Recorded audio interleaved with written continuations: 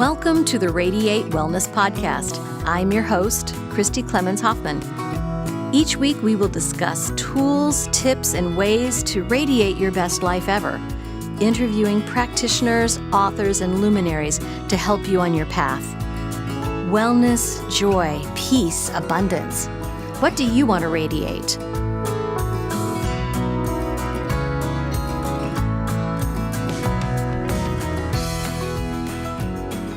Hi, and welcome to the Radiate Wellness Podcast. I'm here with Chris Goode, who is the owner of Ruby Jeans, Ruby Jeans, my happy place. If you follow me on Facebook at all, I'm always checking in saying I'm at my happy place and tell you exactly what I'm ordering.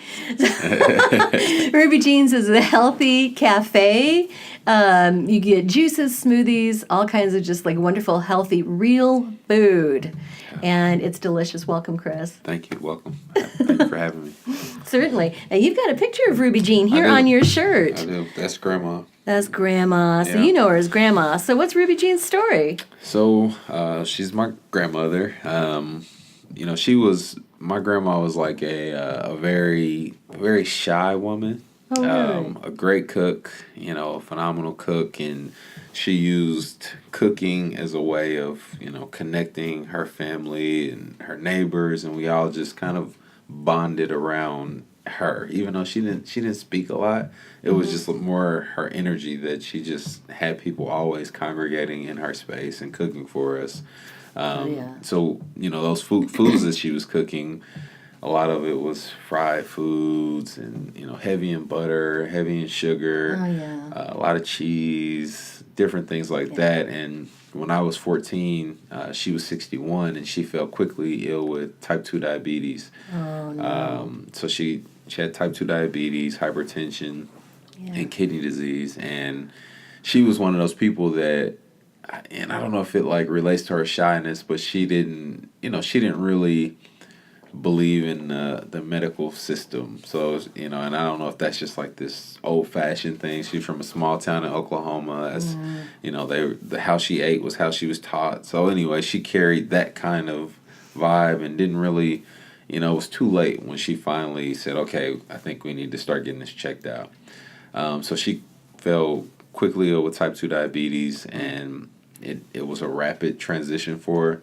So when we knew that she was going to pass, they shifted her from Truman Medical over to St. Luke's on the plaza, and one last shot. Let's try this different thing. I don't remember what it was, but for one last, shot at saving her, and it didn't work, and she ended up on life support at St. Luke's. And so we sent for my great-grandmother, who we called Mom, actually, and she still lived in Muskogee, Oklahoma. So she came up, and, it was just her time to say goodbye to her only daughter, to my grandmother. And so Mom goes in the waiting room, or in the hospital room, with my grandma, Ruby Jean, and she has that final hour with her, just mother and daughter. And Mom comes out to the waiting room with us, and she's just overcome with grief. And you can see it, and the whole room is heavy. There's clergy, and flowers and balloons, and the whole scene in the waiting room. And Mom takes a big gasp for air, has a massive heart attack, and dies. Oh no! Yeah. So it was quite a time. So this is July of '99, and I had that day would have been just a couple of days after my 14th birthday. So we lost Mom, and I'm standing there looking at this happen. And then 2 days later, we took Ruby Jean off life support. So it was a kind of a pivotal moment in my life, because two of the women that were most important people, period, that were most important, were gone in a flash, it felt like. So it's something that I carried, learning how to deal with grief and missing these amazing souls. I watched our family essentially fall apart. That connectivity that we had known was gone. And I watched that firsthand, from youthful eyes. And as I slowly went through life, I used football as my outlet to grieve. And, I honored my grandmothers with, a big hit on the quarterback, it'd be like, okay, that's for you, Grandma. Yeah. Different stuff like that. So everything that I accomplished, graduating, high school, college, any awards, they were always like, this is for you, Grandma. So I always had this chip on my shoulder where I wanted to honor my grandmothers in some way. And I didn't know how that would happen. I thought it would come by way of a professional football career. God saw it differently for me. Yeah. So lo and behold, I fell in love with the culture of juicing and being healthy and learning what to put in my body. And I turned the pain into my motivation, into my purpose. Yeah, I love that. You could have gone so many ways with that. Yeah. How did you get introduced to juicing and healthy eating? So I got introduced to juicing, and I was an athlete. So after I finished, no, it wasn't natural actually. It was, I was naturally fit. Yeah. Because I just, we did so much activity, and so we ate whatever we wanted. When I was in college, it was more eat a lot so you can be bigger. I was undersized for my position, so I was, shoveling food, trying to gain weight and be bigger. Yeah. Yeah. And so it wasn't a true emphasis on nutrition. It was just size, because they knew that we'd work out enough to where, I wouldn't be out of shape, but they wanted me to be a bigger person for the team. Right. So it wasn't geared towards my health at all. It was just for what I could provide the team. Right. So after school, I kind of kept that up, and I started eating less, Yeah. But I kept working out. I didn't stop working out. So I kept working out, but I was eating less. So my body was in pretty good shape. But I visited friends of mine in Los Angeles. And so I get to LA, and I'm just going to hang out for a few days with buddies that are one from here, one from St. Louis. And so we're meat and potatoes town, we're meat and potatoes state. Heck yeah. So that, that's who I'm going, and I'm like, okay, we're going to try the best LA food. Mm-hmm. And I get, fresh off of the plane to LAX, get in the car, bags in the trunk, all excited. And they both kind of turn around, and they're like, hey, man, what's up, And they're like, by the way, we forgot to let you know, we're not eating today. Literally the first thing they said. And I'm like, huh? What do you mean you're not eating today? I almost got out the car and was like, okay, I'm going to go back to Kansas City. But they explained to me quickly that they were doing some juice cleanse, and I'm like, and I'm completely foreign to the concept. Absolutely. Completely foreign to the concept. So I'm like, what are you guys talking about? What happened? You moved to Los Angeles and you completely changed.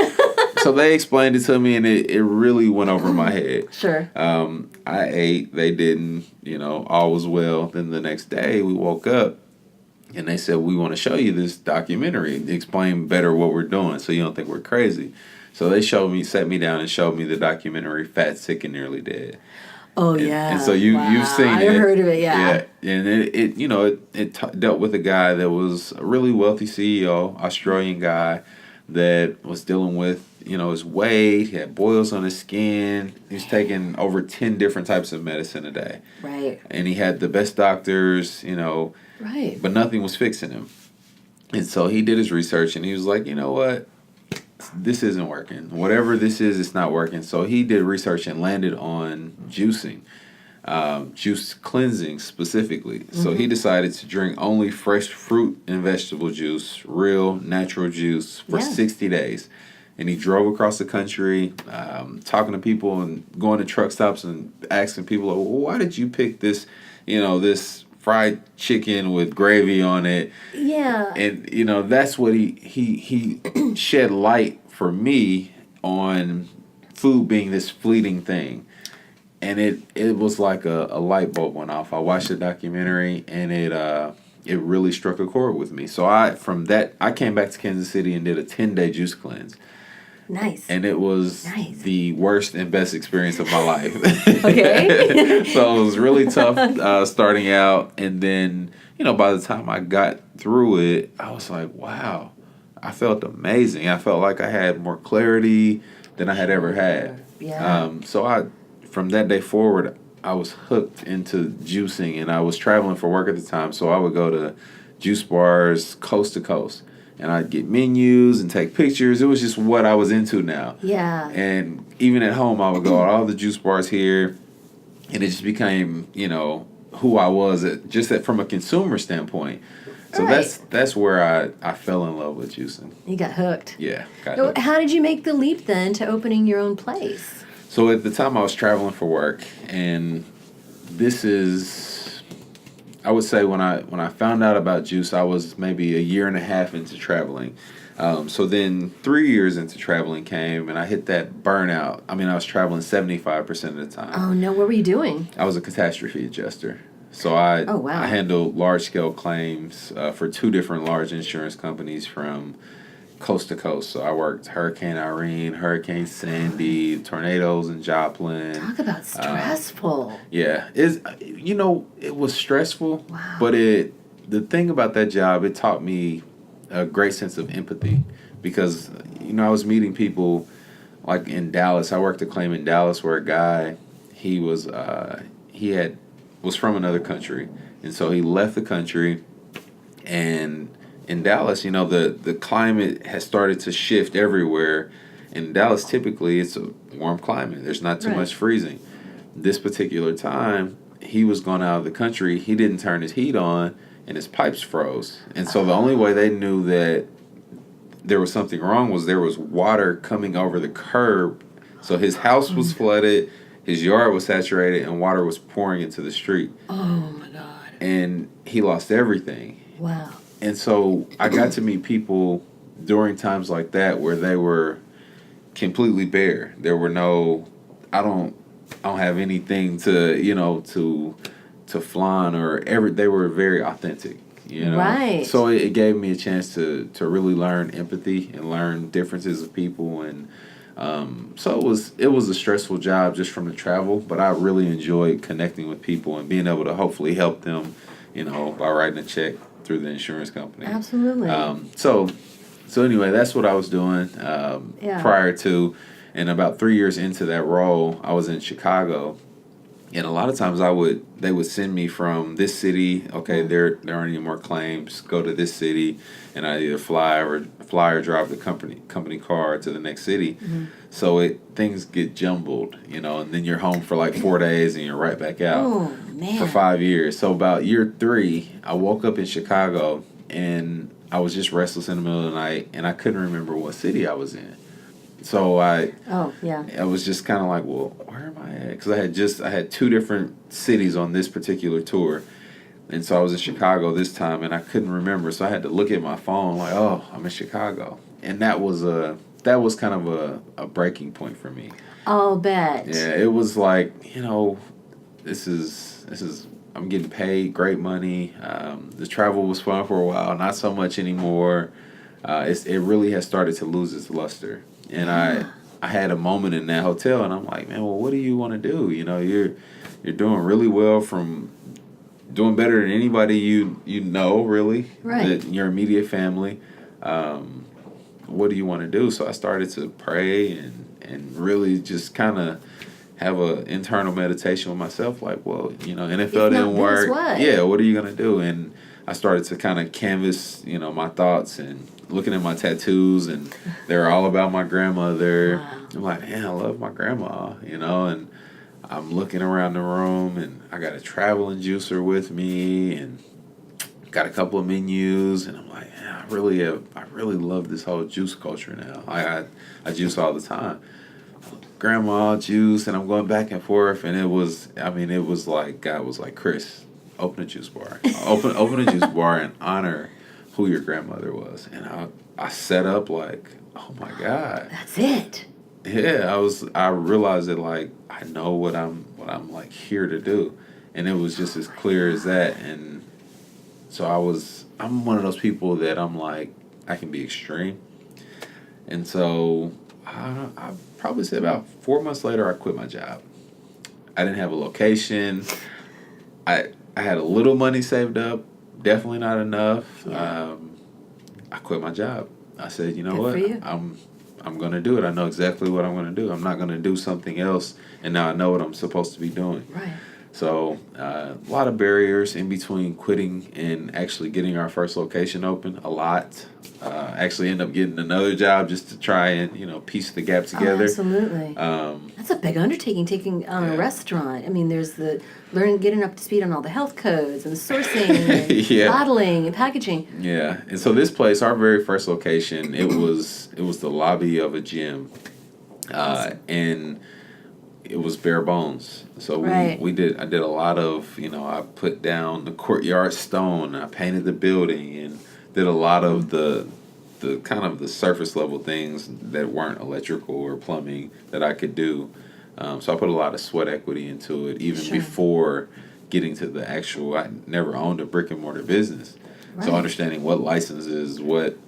Much less a food, oriented business. So I jumped in head first, and sometimes that's the only way to do it, because if you knew all that goes into it, you might not ever do it. Might not do it, yeah. And that's just how I am. That's how I'm wired, and I felt like, I knew my purpose, So that's awesome. I bet Ruby Jean's been guiding you every step of the way. I think so. I think she, her voice and her energy is there. We've got something that I know can't be replicated.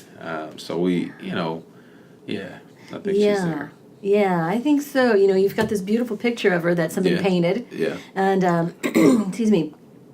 So this gorgeous picture of your grandma is on the outside of the location where I go. I understand you've got more than one location. Mm-hmm.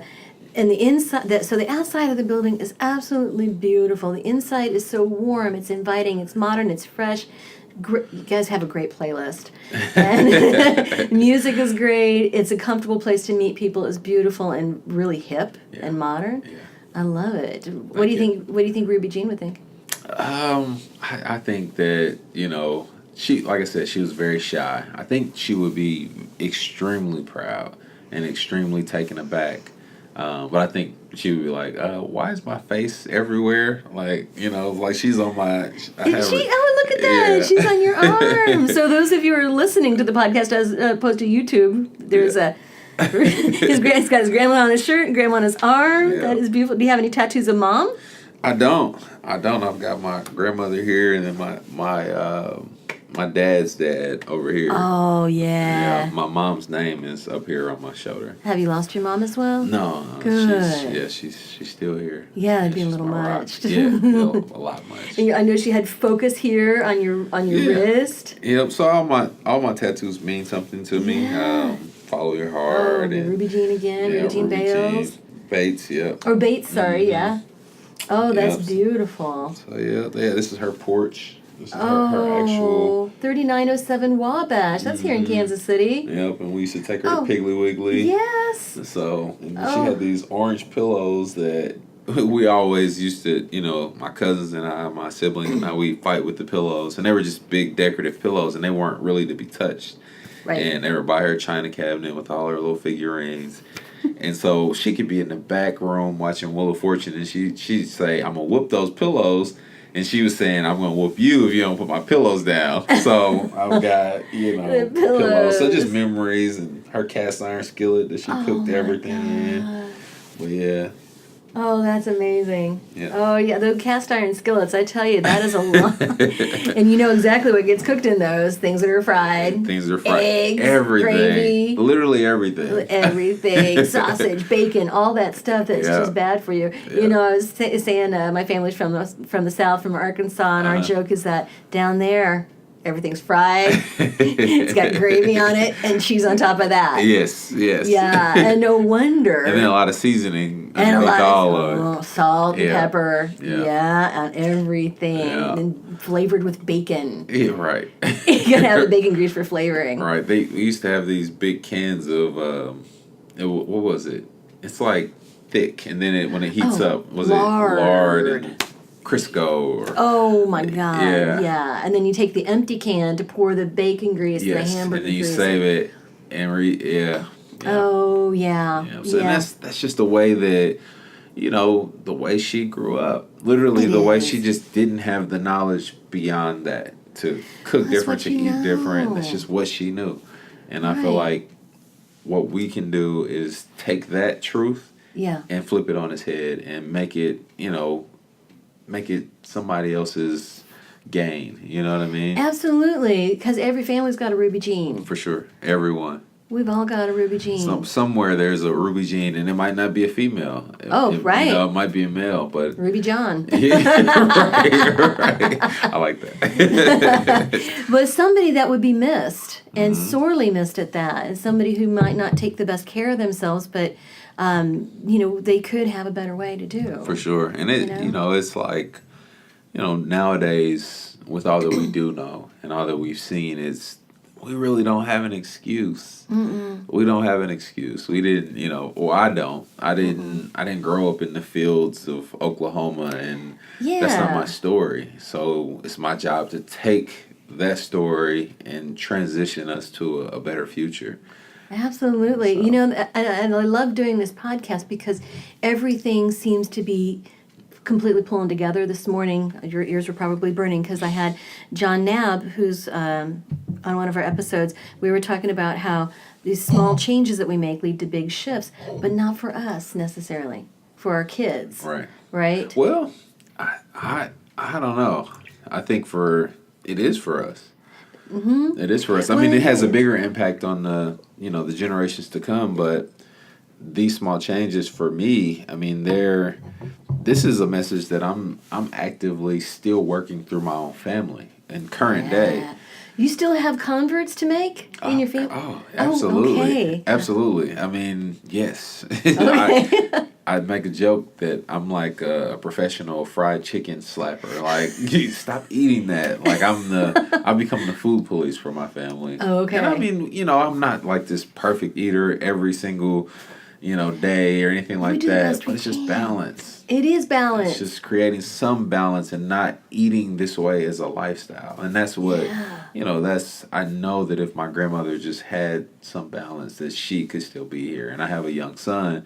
It's like I wish that she would have been able to meet him, and food is that difference maker. Like literally there's food in between my grandmother, who I love dearly and got so much from, meeting my son. Food. Yeah, food. It's a common denominator. Food. Well, if you think about it, and again, another podcast episode had the Berry girls. It's a mom and a daughter. Yeah. You know them. Yeah, I do. Yeah, and they've had that bariatric surgery. We were talking about how food is part of every aspect of our life. All the celebrations. Yeah. All the times we get together with family and friends. Everything. It's all around food. Everything. Food is the center of it, the glue. It is. It's like that connective tissue, and a lot of times we use food as, we look for peace in food. We do. We feed our emotions with it. Yeah. And that's okay if, you're eating the right food. Right. Because the food that has life, it will support you. It'll give you those good vibes that you need, that you're seeking. But, when you're eating things that don't have those same vibrations, that same energy, that same goodness to it, it's not going to work. Hi, this is Christy. I just want to say that we here at Radiate Wellness hope you are enjoying this podcast. It's free to you, and we hope that you find it informative and inspirational. Heck, even fun. We have just 3 small asks of you to help us radiate growth. First, please hit the subscribe button on whatever platform you're listening on. That way, you'll receive a notification every time that we have a new podcast episode out. Next, please give us a thumbs up, a like, or a 5-star review. If you're feeling inspired, a positive review wouldn't hurt. These 2 small things will help others find us when they're searching for great podcasts. Finally, please tell your friends about the Radiate Wellness Podcast. Better yet, show them how to find us and how to subscribe. If everyone did that, we would double our audience. Thanks a lot. We really appreciate it.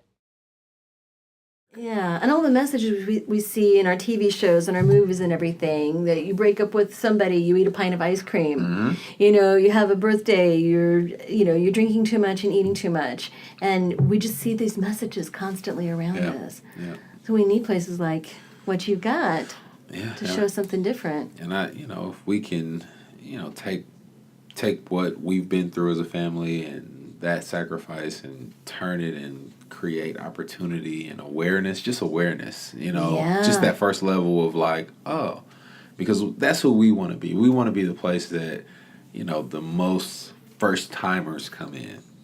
People that are like, kale, like, or what do you mean juice?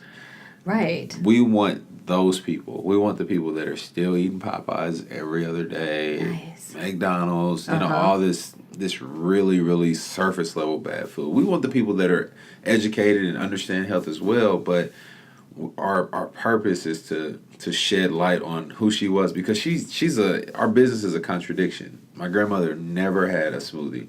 She never had juice. Right. Ever.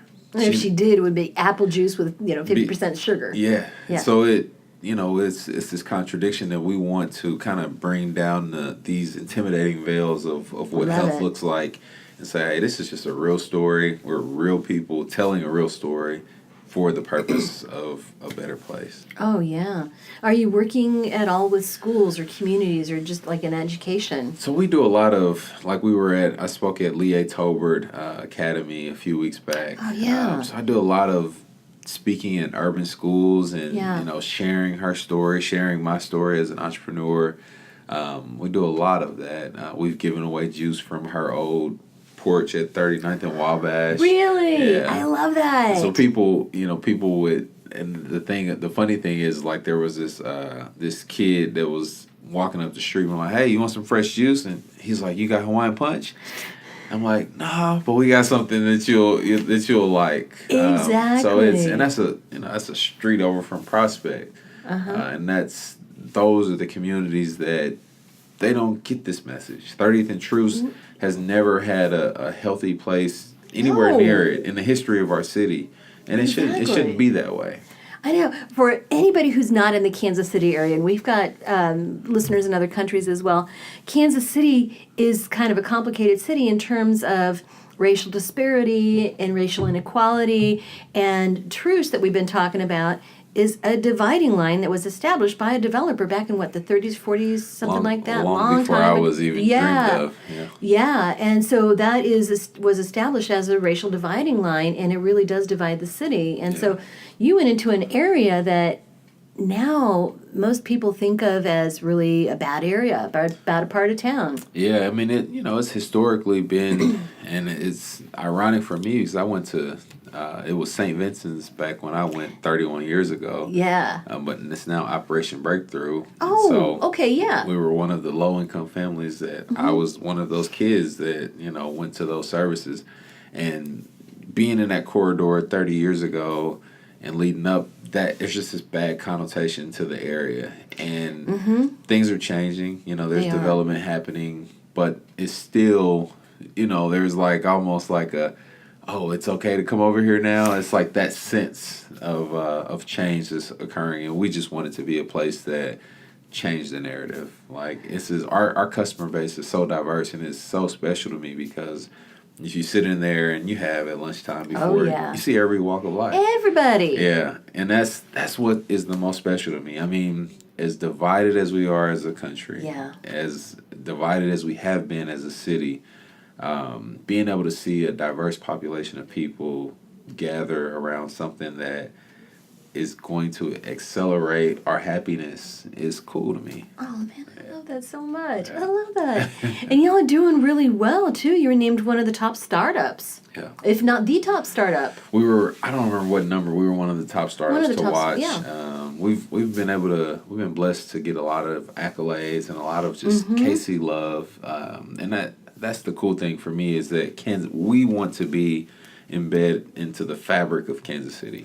We don't want to just be a place that comes and a place that goes. We want to be a part of, if your sister comes in from Illinois, then I'm going to bring her. This is one of the places we have to go. We got to go to. Yeah. We know you're going to eat your barbecue. Like, we get it. Like, but there's balance. We want to be that other end of the spectrum that can create balance for our city, and then go beyond that and create balance for other people in other places. Oh, I love that. Are you looking at other places? So we've got a location in Springfield, Missouri. I saw that. Good for you. We've got a location in Springfield. We've done a deal to open a location in Stillwater, Oklahoma. Really nice. Yeah, but now we're working on a really, really big deal that I can't speak too much to, but it's with one of the largest natural retailers in the world. That's exciting. So we're working to, our story it's authentic. It's one of a kind, and it's something that we want to share. The more we can share our story, I feel like the more people will have that light bulb, like, oh, she never had juice, or she never. Yeah. Well, let me try it. And it's not so bad. That's all we want to do. Oh, it's delicious. That's it. Well, and I love the authenticity that you do bring to it, because, I mean, some places you go and you're like, do they really believe this? Do they really walk the walk? Or is it just kind of a trend? Yeah. So you can tell it's super commercial, or it's really frou-frou. And we just want to, we toe the line because, like, I train our team to just be you. And sometimes that can get us in trouble, but, we want people to be, our team to feel like they're a part of what we're doing and that they can just be themselves. If you wear a piercing in your nose, wear it. Sure. Why not? So it's like, we try to be true to who we are and true to what we feel like people need to see. Mm-hmm. So. Absolutely. Besides, everything is so freaking delicious. Who develops the recipes? So I develop a lot of them. We have an awesome kitchen manager. Her name is Lily. We've collaborated a lot. I listen to customers as well at this point. Good. So, we hear what people want to see, what they want. Sometimes we can't accommodate it. It's just too expensive to source or whatever it is. But it's just a well-rounded approach. And I still travel quite a bit to do research. Good, yeah. So I just was in LA in November it's called JuiceCon. So I don't know if you ever heard of it. JuiceCon? That's crazy. I don't know if you ever heard of like Comic-Con or. Oh yeah, Comic-Con. Yeah, so absolutely. I went to the first ever JuiceCon. Cool. And I go to things like that to really, because I don't want us to have this shallow view, So I go to places like that to rub elbows and see what people are doing, and if there's something that we can bring back and make it us. If it doesn't, like, I'm not going to chase every trend or every fad that comes up in health. That's just not who we are. Yeah. But there are things that I feel like, that could benefit our community or benefit, our customer base. And so we'll make it our own. Mm-hmm. Yeah. So it's just a well-rounded approach to developing. And we just introduced food just over a year ago. So we've changed that menu once, and we'll change it again here very soon. Right, because you just started with juices and smoothies, right? For the most part, and then very light snacks. My favorite is avocado toast. Avocado toast, yeah. Or the food. Yeah, that's one of our popular. And that's more of a. We started with that. Okay. At our first location, and we have it. Yeah, it's quick. We can do it downtown.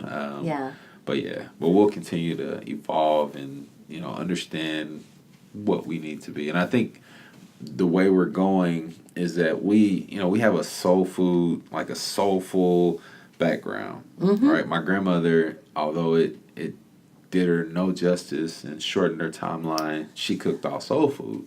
Yeah. And I want to take that, as we have this tagline, it's really soul food, because the soul food as we know it does absolutely nothing for your soul and definitely nothing for your body. Right. So we want to get more in line with what healthy soul food looks like. Yeah, and start to kind of bridge that Yeah. gap. So we're starting to steer and figure out exactly who we are, and it takes time.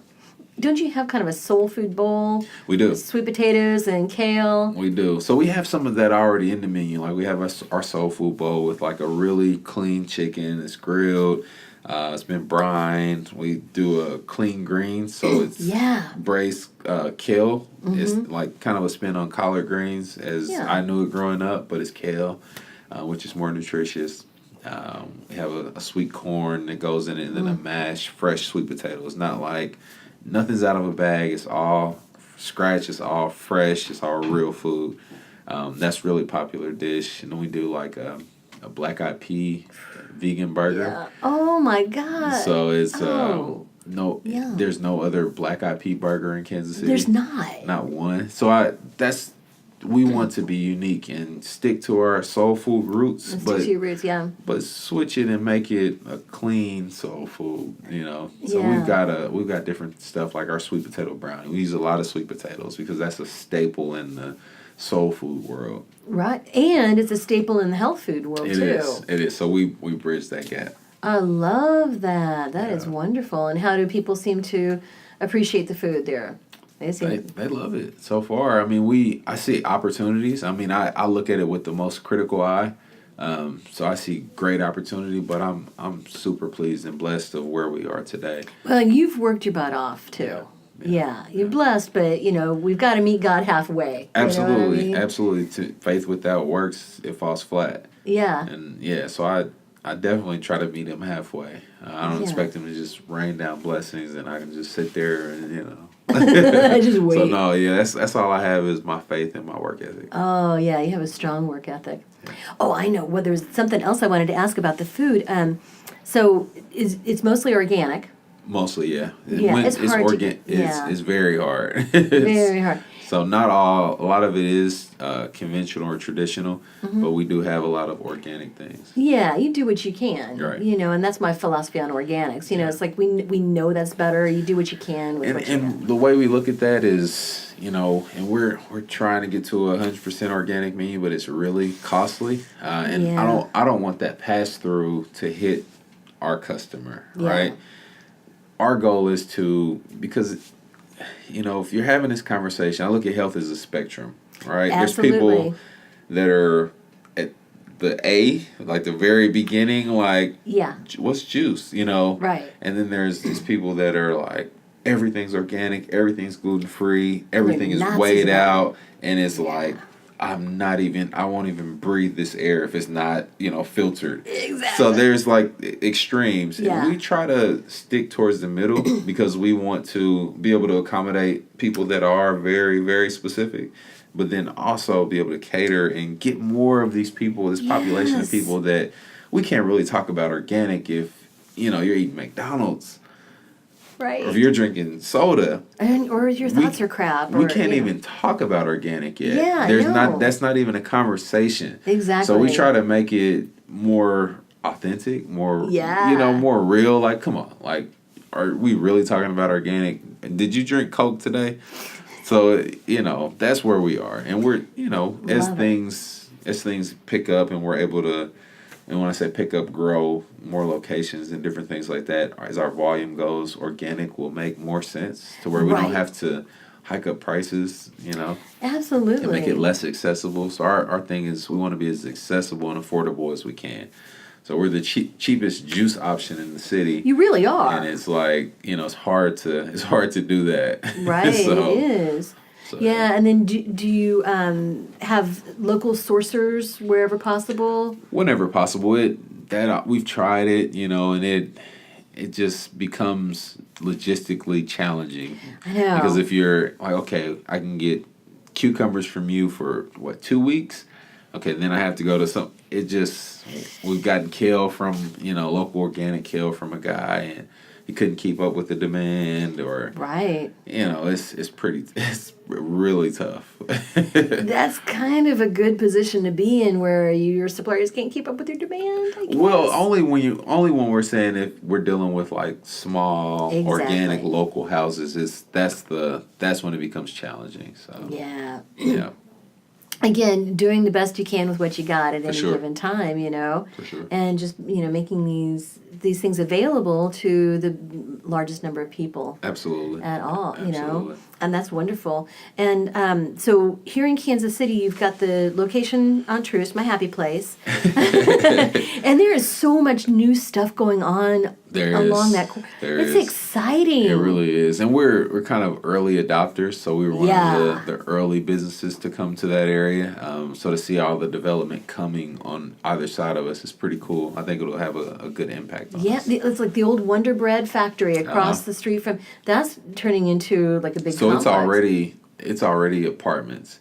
So Nice. it's apartments up top, and there's retail on the bottom. Yeah. There's a coffee roaster. Yeah, there's the guys at Blip just opened another location there, and then there's a fitness. Freight House Fitness is coming in. Nice. So good things for the area. There's a lot of Progress. good things. Yeah. Absolutely. And I love that it's just like revitalizing the area because it's a beautiful area. It is. And but you would have never known it. No. Yeah. I'm waiting for development to come. South of you guys, all those storefronts, I think that would be beautiful. There's some gorgeous buildings. Yes. Yeah. Yeah. There is a stretch there. They've just kind of started. I think people have acquired them and they're starting to clean them up. And That's great. Yeah, I think a lot of good things will come from that. So that's one location. Then you've got another location in downtown, 11th and Main. Correct. Right. You can get to easily by the streetcar. Yeah, by the streetcar. It's a pedestrian-friendly location. Oh, yeah. People that are walking around downtown, we're pretty close to the Sprint Center, close to Power and Light. We service a lot of the employees down there that are looking for a healthy option because there's a ton of unhealthy options. So we, it's almost like a little mini food desert down there.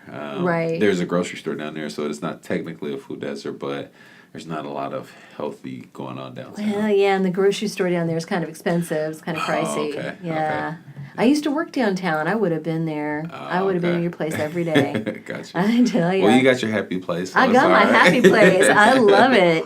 Every time I'm going downtown, I want to stop at my happy place.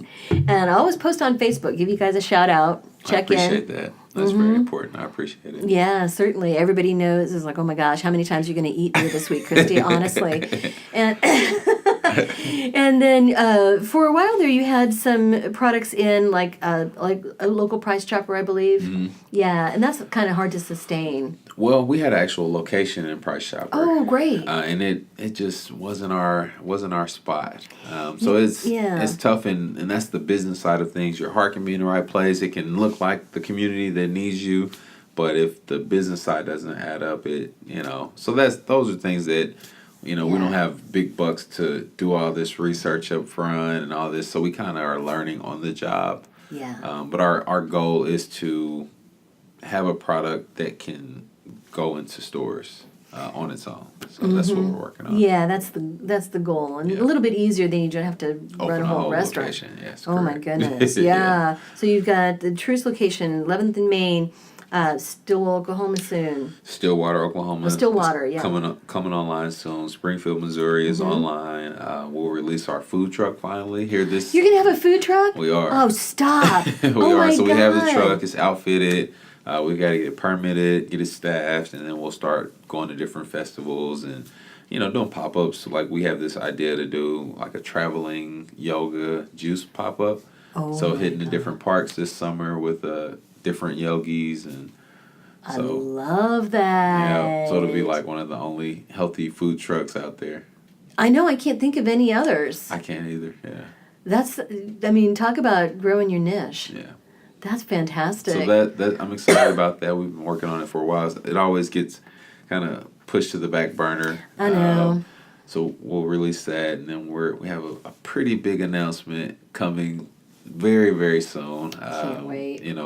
In line with one of the largest natural retailers. So that is really exciting. So we're working. We're busy. We're honored to have this platform and this space and time to create. Right. It seems like the right time for y'all. Yeah. And Kansas City is certainly embracing you from everything that I can see. Sure. Yeah. Kansas City has been our. I don't know. It's just it's home, and it feels right. It feels like the city needed what we brought to the table, and they're supporting it. So it was a rough winter, really rough winter. It was a hard winter. A rough winter. So I'm excited to, push into a new season and clean off the windows and get everything polished up. Oh, yeah, and you've got that outside seating area. Yeah. At least on the Truce. I have not been downtown, but yeah. Yeah, when we grow some fresh herbs out there that we'll use in drinks and stuff. So love it. Yeah. Oh, yeah, that's fantastic. Got some big things in store for you. We do. Yeah. Yeah, and you've got this. One last thing I want to add. You've got this beautiful son. That kid is seriously. He needs to be a baby model. Yeah, his name is Levin. He's like my world. He came in the picture and just he flipped everything on his head. I'm in the midst of a startup business, but he takes priority. So a couple of days now are just blacked out on my calendar every week because it's just there's nothing more important to me than family. And to have my own child is a really special thing for me. Oh yeah, he's just got a light that shines on him, and I've only seen one picture, mind you. But you can feel it, huh? You can Oh, see it, yeah. you can see he's got this light. Yeah, he's a special little dude. Yeah. So is he represented on one of your tattoos? Not yet. Not yet. Not yet. Soon to come. Yeah. Yeah, soon to come. His name means. So I have this thing for 11:11. Like I've been seeing like 11:11 on the clock. Yeah. You know. That's a thing. Address. Yeah. For years. Receipts. Everything. My total will come up 11:11. It's just a thing, and I've always taken it like, you know, it's God's nudging and say, just keep going, persevere. It's okay. Keep working. Yeah. So I shortened 11. I took out the first E, and the last E I changed it into an I, and I made it 11. And I looked up what that meant, and it means lightning and thunder. Ooh. So he has his own logo already, and that logo and his name. Oh, I love will it. have a space on me somewhere. So. See, I was thinking leaven like bread. What makes the bread rise too? And that was so many levels. So many different aspects to it. It's like rising, you know. Yeah, in bread, absolutely. and then in German it means life. Man, So, yeah. so many levels. I love it. So before we sign off, is there anything that you think that is real important to say about your business, about what you're doing, what you're wanting to do there? Anything we haven't touched on or talked about? I think it's people helping us share our message of authenticity. Yeah. We want to be a very successful business, and I won't hide that. But I think what we do is unique, and I think as many people as possible need to hear why we're doing what we're doing, so they can feel more connected and embrace change and embrace growth and embrace a healthy lifestyle. So no, I mean, we just want people to come in, smile, have a good time, relax, come hang out with us. It's a beautiful place to do it in. Thank Ruby you. Jean's Health Food Cafe. Thank you. Yeah, awesome. Thank you, Chris. Thank you for having me. You bet.